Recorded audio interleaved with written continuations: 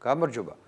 მიწათმოქმედების დღევანდელ გადაცემაში მინდა შევეხო საკითხს, რომელზეც არაერთხელ გქონია საუბარი და შევაჩერო საზოგადოების ყურადღება ჩვენი ქვეყნისა და მომავლისათვის ძალიან საჭიროებო თემაზე, რაც მიწათმოქმედი ქვეყნისათვის, საქართველოს სახელმწიფოსათვის საფუძველთა საფუძველია. ჩვენი ფინანსური და ტექნიკური შესაძლებლობები საშუალებას არ გვაძლევენ საკითხი გენმოდიფიცირებულ ორგანიზმებზე უფრო თვალსაჩინოდ წარმოვადგინოთ. მე მხოლოდ შემიძლია აღწერო მოვლენა მსოფლიოს სხვადასხვა მეცნიერისა და ლაბორატორიის დაკვირვებების საფუძველზე დაყრდნობით. თქვენ გითხოვთ ყურადღებით წარმოვიდგინოთ იგი და საფუძვლიანად ჩავწვდეთ მის ავკარგიანობას.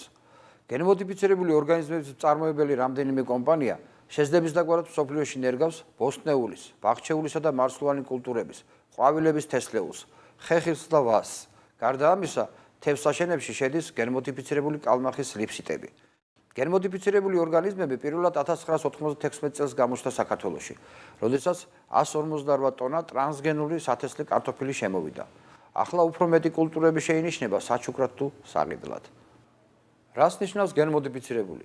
მისი აბრევიატურაა GMO, გენეტიკურად მოდიფიცირებული ორგანიზმი.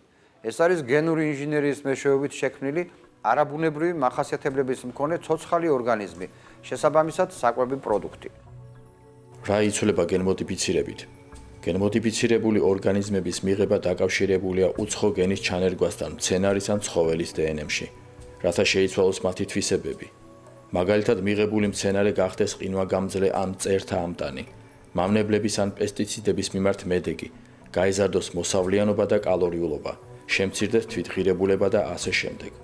ანუ ხდება საწყისი ორგანიზმის სასარგებლო თვისებების, თუ შეიძლება ითქვას, გაუმჯობესება. გენმოდიფიცირებულ მცენარეებს გააჩნიათ მომატებული მოსავლიანობა და მდგრადობა მავნებლების მიმართ. ასეთი მოდიფიკაციის შედეგად ბუნებრივ გენში ხელოვნურად ინერგება ახალი, უცხო, ურთიერთშეუთავსებელი გენები, რაზეც შემდგომში დამოკიდებული ხდება ბუნებრივი ორგანიზმი და მისი მომდევნო თაობების აგებულება. ასე მაგალითად, მიწის ბაქტერიების გენის შემცველი კარტოფილი თურმე კოლორადოს ხოჭოს კლავს. გვალვისა და მედოგობისათვის ხორბალში ჩანერგილია მორიელის გენი. პომიდორში სიცივის ამტანობისათვის კამბალის, ხოლო სოია, მარწყვი და სიმინდი კიდევ სხვა უცხო ბაქტერიების გენის მქონე ყოფილა. რა შედეგები აღინიშნება გენმოდიფიცირების გამოყენებით? გენმოდიფიცირებული პლანტაციების ზეგავლენა გარემოზე არსებითად არასახარბიელოა. გენმოდიფიცირებულ მცენარეს შთამომავლობა არ გააჩნია. გარდა ამისა, გადამტვერილი ბუნებრივი მცენარეები ტრანსგენურები და უნაყოფონი ხდებიან. გენმოდიფიცირებულ სიმინდს და სხვა კულტურებს შეუძლიათ ბუნებრივ სახეობებთან შეჯვარება და მათი სამუდამოდ განდევნა. შოტლანდიის მოსავლის ინსტიტუტში სახელმწიფო გამოკვლევამ ცხადყო გენმოდიფიცირებული მცენარეების სახიფათო ზეგავლენა მწერებზე.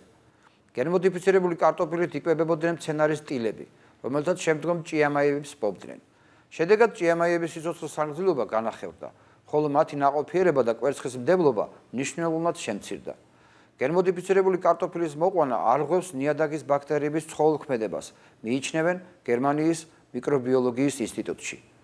როდესაც პეპელა მონარქის ჭუპრები იკვებებოდნენ გენმოდიფიცირებული მცენარის წვენით, შესამჩნევი გახდა მათი ზრდაგანვითარების აშკარა შენელება და სიცოცხლის უნარიანობის ძალიან დაბალი მაჩვენებელი. გენმოდიფიცირებული მცენარეები მუტაციას იწვევენ მათი საკვებად მიმღებ ცოცხალ ორგანიზმებში. დადგინდა, რომ ზეთოვანი ტურნეფსის შესვლილი გენი აღწევს ფუტკრის მუცლის ბაქტერიებში და იწვევს მათ მუტაციას, ფუტკარი განიცდის ცვლილებებს.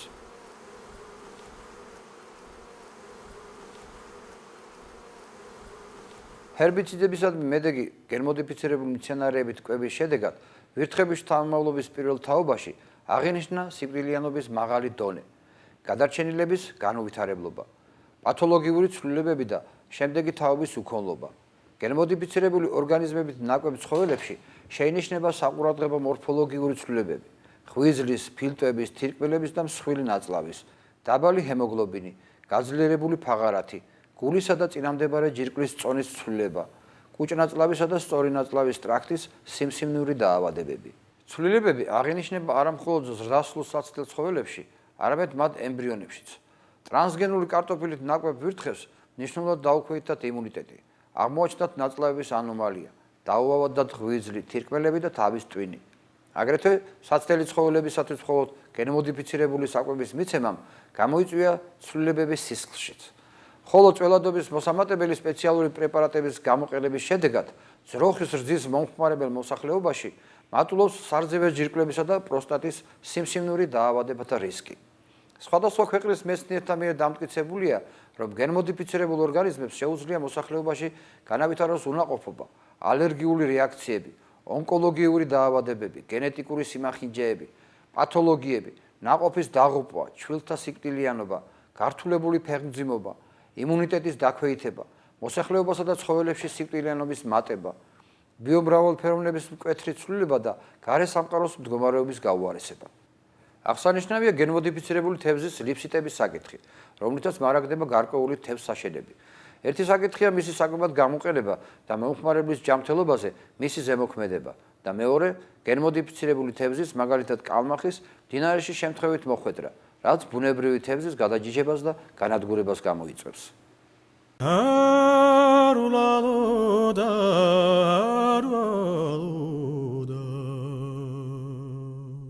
რისთვის კეთება ეს ყველაფერი? მოდით პლუსები დავიწყოთ. როგორც თვითონ წარმოებელი ფირმები ამბობენ, აი ეს არის ამ პროდუქტის პლუსი. დავიწყოთ იმითი, რომ ყველაზე მთავარი იდეა, რაც ამოძრავებთ ამ უზარმაზარ კორპორაციებს, ეგ არის დავაპუროთ მშიერი მოსახლეობა. ანუ ლაპარაკი არის განვითარებად ქვეყნებზე. კონკრეტულად კი აფრიკის კონტინენტზე. არ ვიცი რამდენად ჩვენ ჩაგთვალეს, საქართველოზე ამ შემთხვევაში ლაპარაკი, რომ ჩვენ გვაქვს საკვების პრობლემა და არ ვიცით და არ შეგვიძლია მოყვანა ნორმალური პროდუქტის და ისეთი რაოდენობის, რომელიც დააპურებს საქართველოს. ამას ვერ გეტყვით, რატომ არის ჩათვლილი, რომ ჩვენი ქვეყანა აუცილებლად საჭიროება ჩვენ ხალხს ეგეთი გენმოდიფიცირებული პროდუქტი. თუ არ შეგვიძლია ტრადიციული, კლასიკური ბიომეთოდით მოყვანა იგივე პროდუქტის, რაც შემოვთვალეთ და არანაკლები რაოდენობით. მე ვფიქრობ, შეგვიძლია. მეორე მომენტი, ესე იგი პირველი არის დაპურება მოსახლეობის, მეორე მომენტია ვითომ და გაიოლება ფერმერისთვის საქმიანობის. მაგალითად, ლაპარაკი არის ჰერბიციდულ ეფექტზე. წარმოიდგინეთ, რომ ფერმერი თესავს გენმოდიფიცირებულ სოიოს, რომელსაც გააჩნია ჰერბიციდების მიმართ ნაკლები მგრძნობიარობა. დათესეს მინდორში სოიოსთან ერთად ამოვიდა უამრავი სარეველა და ამ დროს ადამიანი ასხავს ამ მინდორს სპეციალურ ჰერბიციდს, სოიო რჩება, სარეველა ისპობა. რა თქმა უნდა, აქ ჩანს ეკონომიური ეფექტი.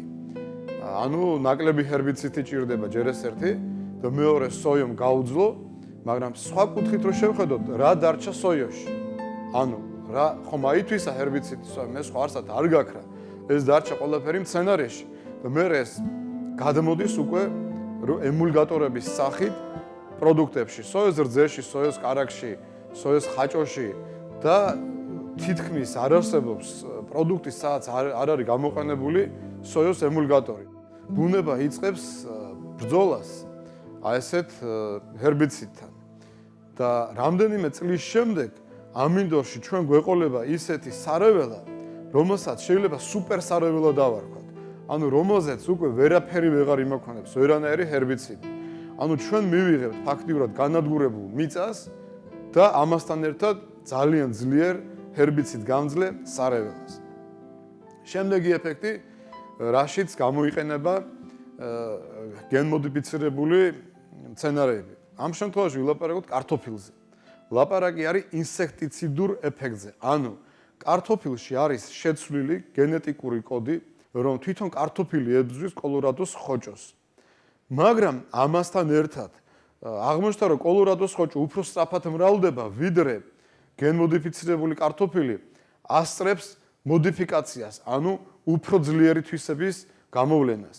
და თქვენ წარმოიდგინეთ, რომ რამდენიმე სეზონის, რამდენიმე წელიწადში ჩვენ ვღებულობთ გენმოდიფიცირებულ კარტოფილს პლუს უძლიერეს, ანუ ინსექტიციდ გამძლე კოლორადოს ხოჭოს. ამას უკვე ეძახიან მსოფლიოში სუპერ მწერებს. ძალიან საინტერესო ეფექტი გააჩნია გენმოდიფიცირებულ სიმინდს, რომლის თვისებაში არის ჩადებული ფუნგიციდური ეფექტი. ანუ სიმინდი ფაქტიურად თავისი ორგანიზმით ებრძვის სოკოვან დაავადებას. თქვენ წარმოიდგინეთ, რამდენად შეიძლება გაძლიერდეს სოკოვანი დაავადება, ანუ თვითონ სოკო როგორც ეგეთი, რამდენიმე თაობის შემდეგ, ანუ გახდება რეზისტენტული, ანუ გახდება უფრო ძლიერი, ვიდრე იყო თავიდან. წარმოიდგინეთ, რომ პამიდორში არის გამოყენებული ჩრდილო ატლანტიკური თევზების გენი და შეიძლება უკვე ამ პამიდორის მოყვანა +7 გრადუსზე. რა თქმა უნდა, ეს არის არაჩვეულებრივი ეფექტი, მაგრამ რამდენად ადამიანისთვის მისაღებია ეგეთი პროდუქტი, რამდენად ორგანიზმი აითვისებს ამ პროდუქტს, ამაზე ცოტა მოგვიანებით ვილაპარაკებ. მეორე ძალიან საინტერესო მომენტი იყო მაგალითად გვალვაგამძლე პროდუქტების შესახებ. თურმე გამოყენებულია მორიელის და შხამიანი გველების ინფორმაცია, ქრომოსომები, იმისთვის რომ მცენარე გახდეს გვალვაგამძლე. ბალანსი ბუნებაში არის ჩამოყალიბებული დიდი ხნის წინ. დარღვევა ხელოვნურად არავინ არ იცის რას გამოიწვევს. მოდით ვილაპარაკოთ ადამიანზე, ანუ რა ეფექტს შესაძლო გამოიწვევს გენმოდიფიცირებული პროდუქტი. წარმოვიდგინოთ, რომ ადამიანში შედის სრულიად ჩვეულებრივი პროდუქტი, ანუ ვილაპარაკოთ პამიდორზე. იმუნური სისტემა აღიქვავს დასაწყისში პამიდორს როგორც პამიდორს, მაგრამ ამავე დროს შედის ინფორმაცია, რომ პამიდორის გარდა არის რაღაც გენი, რაღაც ინფორმაცია, რომელიც არის მაგალითად ან მორიელის ინფორმაცია, ან შხამიანი გველის, ან ნებისმიერი ვირუსის, ან ბაქტერიის. წარმოიდგინეთ, რომ იმუნური სისტემა არის ჯარი ორგანიზმში, რომელიც იცავს ორგანიზმს ყველანაირ უცხო ცილისგან. და უცებ შემოდის ინფორმაცია, რომ ორგანიზმში შემოვიდა არა პამიდორი, არამედ სასტიკი შხამი. მთელი ჩვენი ჯარი, ჩვენი იმუნური სისტემა დგება ორგანიზმის დაცვაზე. ეს ხდება ერთხელ, ეს ხდება ორჯერ, ეს ხდება სამჯერ. გარკვეული პერიოდის შემდეგ ხდება გაუგებარ სიტუაციაში ორგანიზმი ვერ ხვდება პამიდორს მიირთვევს ადამიანი თუ მორიელს. ეს შეიძლება გაგრძელდეს ძალიან კონკრეტული რაოდენობა დროის და მერე ხდება იმუნური სისტემის გამოფიტვა და ჩვენ ვღებულობთ ორ პროცესს, ან ალერგიზაციას, ან უკიდურეს პროცესს ონკოლოგიურ დაავადებას. იყო პროგნოზი გაკეთებული, რომ ანუ 93 წელს, როდესაც პირველად გამოიყენეს გენმოდიფიცირებული მცენარეები, ბოსტნეული, რომ ჩვენ ამ პროცესს ვნახავთ 50 წლის შემდეგ. მე ამაში ეჭვი მეპარება. ამას ლაპარაკობ როგორც ექიმი ჰომეოპათი. მე ვხედავ დღესვე ამ პრობლემას. ნახეთ, რამდენი ალერგიული ადამიანია დღეს ჩვენს ქვეყანაში. ონკოლოგიური დაავადებაც არანაკლებია სამწუხაროდ. რა თქმა უნდა, შეიძლება ითქვას, რომ გარემო არის დაბინძურებული, არის ეკოლოგიური კატასტროფა, მაგრამ მე რატომღაც გონია, რომ ლომის წილი მაინც ამ პროცესებში უჭირავს გენმოდიფიცირებულ პროდუქტებს. როგორ შეიძლება ჩვენ გადავირჩინოთ თავი? მე ვთვლი, რომ აუცილებლად საჭირო არის ადგილობრივი ჯიშების განვითარება სოფლის მეურნეობაში. ამით ჩვენ ვქვნით მრავალფეროვნებას, მრავალ სახეობას და ალბათ ვინარჩუნებთ თვით ყოფადობასაც კი. აი ეს არის ჩემი აზრი.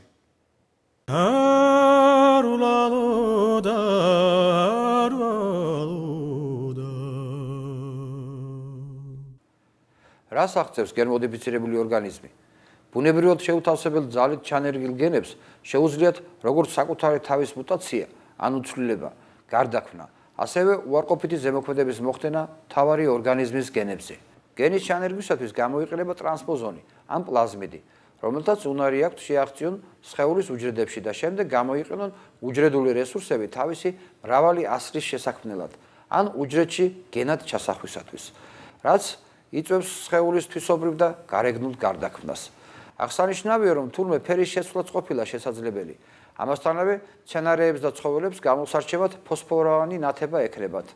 ერთი წუთით წარმოვიდგინოთ, რა მოუვა ასეთი პროდუქციით ნაკვებ ადამიანს. გენმოდიფიცირებით ხდება მრავალი საუკუნის წინ შექმნილი ბუნებრივი კანონზომიერებების შეცვლა და დარღვევა. შეიძლება უზუსტად ჩამოყალიბებული ბუნების ბიომრავალფეროვნება, რაც უკონტროლობაში გადაიზრდება და უდიდეს განსაცდელს წარმოქმნის. კიდევ რა შეუძლია გენმოდიფიცირებულ ორგანიზმს? არაერთი უცხოელი სპეციალისტი მიიჩნევს გენმოდიფიცირებულ ორგანიზმს ბიოლოგიურ იარაღად. ნებისმიერ ქვეყანაში, სადაც გამოიყენება გენმოდიფიცირებული პროდუქცია, ფაქტიურად ნებისმიერ წუთს შეიძლება მოეწყოს ხელოვნური შიმშილობა. როგორც საყოველთაო, ისე სხვადასხვა მიზნით მოსახლეობის რაოდენობის რეგულირება. გენმოდიფიცირებული ორგანიზმების მომხმარებელი ქვეყნის ხელმძღვანელობაზე პოლიტიკური ზეწოლა. დაუმორჩილებელი მოსახლეობის ასე ვთქვათ მსუბუქი გენოციდი და ასე შემდეგ. არ არის გამორიცხული, რომ გენმოდიფიცირებულმა ორგანოებმა გამოიწვიონ ცვლილებები ადამიანის ქცევაშიც. მიფიქრია, მაგრამ პასუხი ვერ მომინახავს კითხვაზე, რატომ არ იგრძელება ჩვენ სახელმწიფოში გენმოდიფიცირებული ორგანიზმების თესლების შემოტანა. საქართველოში დათესვა, წარმოება და გავრცელება. საამისო დრამიზეზი შეიძლება არსებობდეს. ეს საკითხის ერთი მხარეა. მეორე მხარეს კი საზოგადოებაა, რომელსაც მამულიშვილური გზნობა გააჩნია. სწორედ მის ყურადღებაზეა დამოკიდებული მოვლენათა გავრცელება. არ უნდა გავაკაროთ ჩვენი სახელმწიფოს მიწა-წყალს გენმოდიფიცირებული თესლი და არ უნდა გავეკაროთ პროდუქციას, რომელშიც რაიმე სახით არსებობს გენმოდიფიცირებული ორგანიზმის ნაწილაკი. დაკვირვება, გააზრება და მოვლენების ურთიერთდაკავშირება არ უნდა დაიზაროს ადამიანმა. ეს ჯერ კიდევ შესაძლებელია. ქართული სოფლის მეურნეობის გადარჩენასთან ერთად შევძლებთ დავიცვათ ჩვენი ქვეყნის ბიომრავალფეროვნება და მოსახლეობის ჯანმრთელობა. ეს ჩვენს სახელმწიფო ინტერესებშია.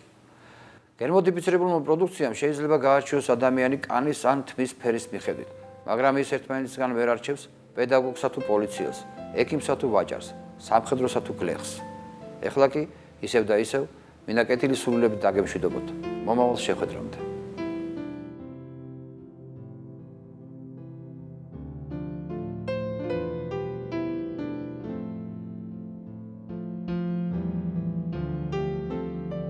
პროექტის ხელშემწყობია აგროინვესტი, სათბურები და ეკოლოგიური სოფლის მეურნეობა.